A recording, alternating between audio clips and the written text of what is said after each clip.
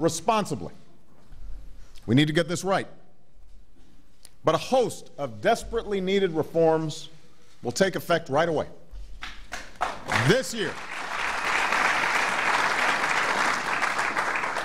year, we'll start offering tax credits to about 4 million small businessmen and women to help them cover the cost of insurance for their employees. That happens this year.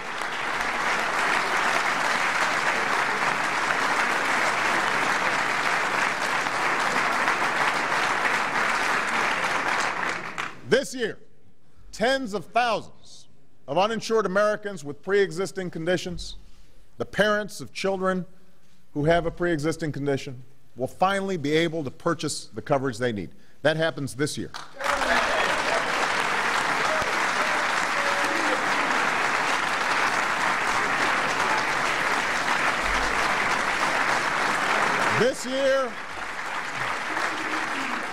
This year, insurance companies will no longer be able to drop people's coverage when they get sick.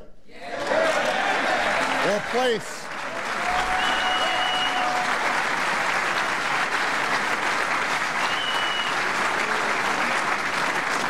They won't be able to place lifetime limits or restrictive annual limits on the amount of care they can receive.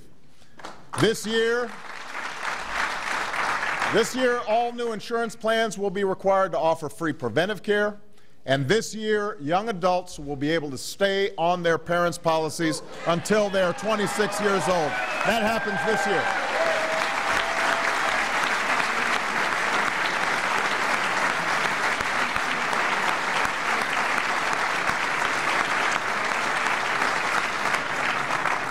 And this year, seniors who fall in the coverage gap known as the donut hole will start getting some help. They'll receive $250 to help pay for prescriptions, and that will, over time, fill in the donut hole. And I want seniors to know, despite what some have said, these reforms will not cut your guaranteed benefits. In fact, under this law, Americans on Medicare will receive free preventive care without co-payments or deductibles. That begins this year.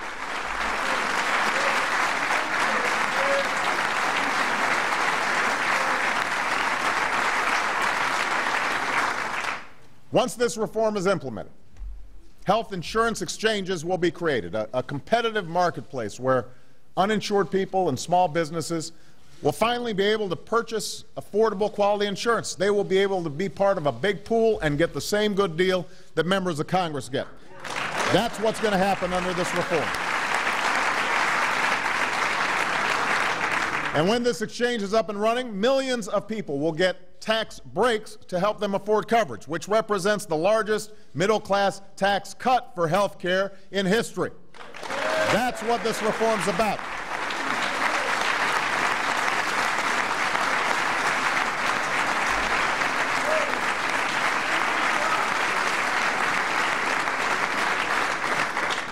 This legislation will also lower costs for families and for businesses and for the federal government, reducing our deficit by over $1 trillion in the next 2 decades. It is paid for, it is fiscally responsible, and it will help lift a decades-long drag on our economy. That's part of what all of you together worked on and made happen.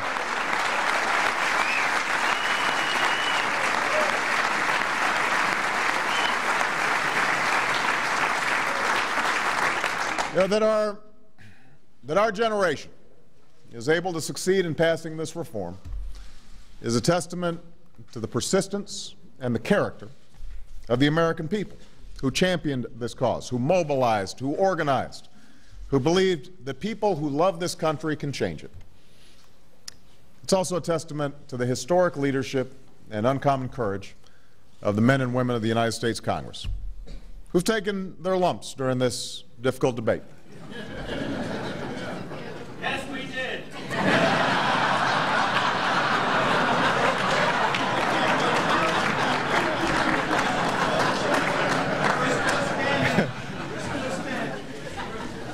You know, there are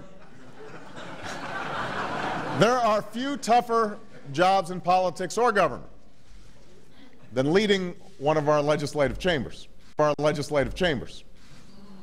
In each chamber, there are men and women who come from different places, and face different pressures, who reach different conclusions about the same things and feel deeply concerned about different things.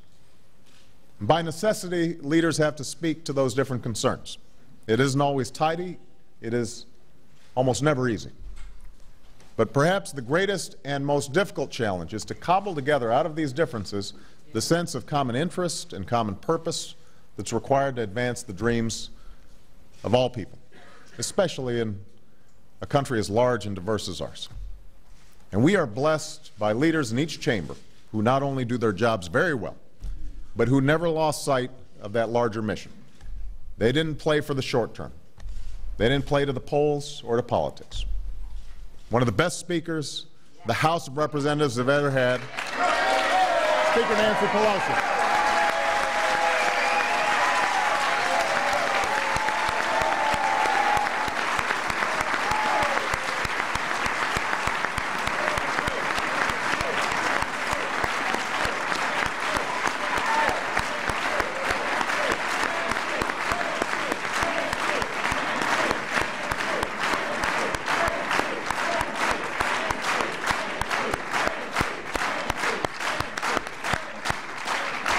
One of the best majority leaders the Senate has ever had, Mr. Harry Reid.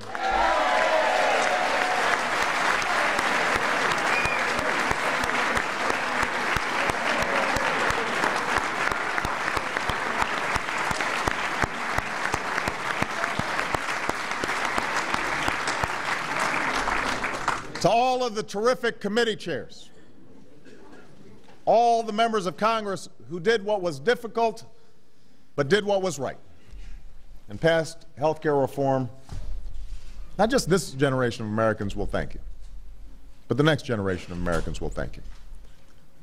And of course, this victory was also made possible by the painstaking work of members of this administration, including our outstanding Secretary of Health and Human Services, Kathleen Sebelius,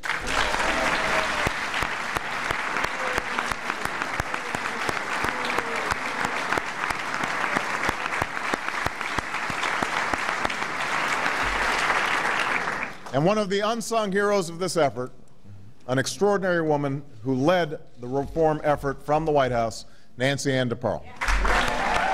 Where's Nancy?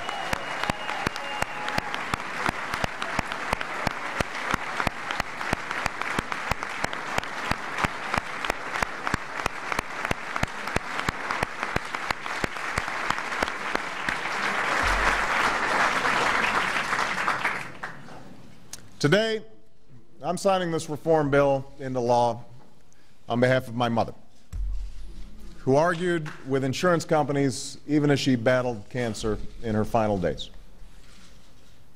I'm signing it for Ryan Smith, who's here today.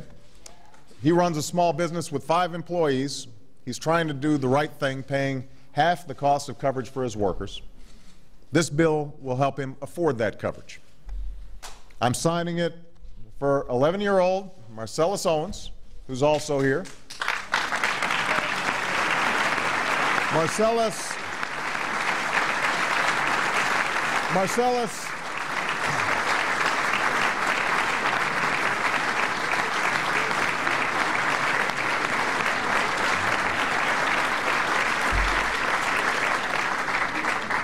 Marcellus lost his mom to an illness, and she didn't have insurance and couldn't afford the care that she needed.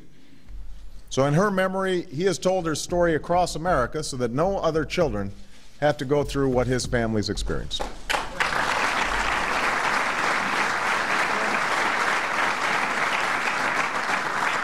I'm signing it for Natoma Canfield.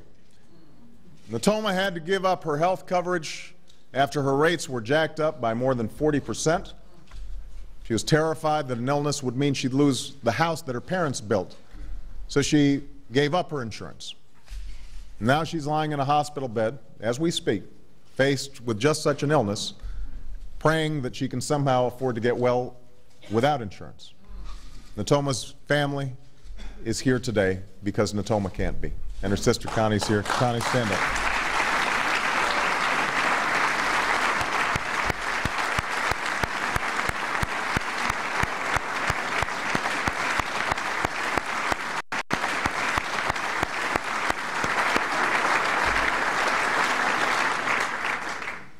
I'm signing this bill for all the leaders who took up this cause through the generations, from Teddy Roosevelt to Franklin Roosevelt, from Harry Truman to Lyndon Johnson,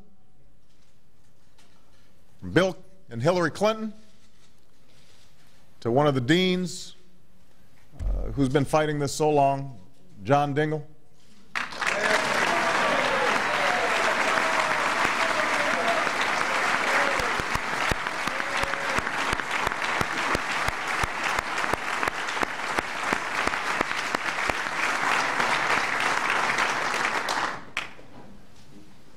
To Senator Ted